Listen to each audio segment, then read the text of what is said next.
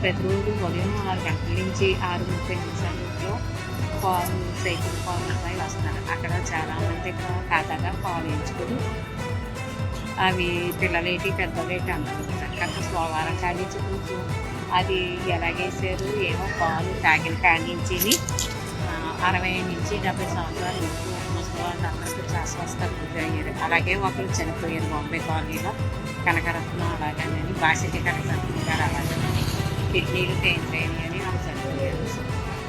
అలాగే కొంతమంది హాస్పిటల్లో చౌదేశ్వరి గారు చాలా చేస్తారు.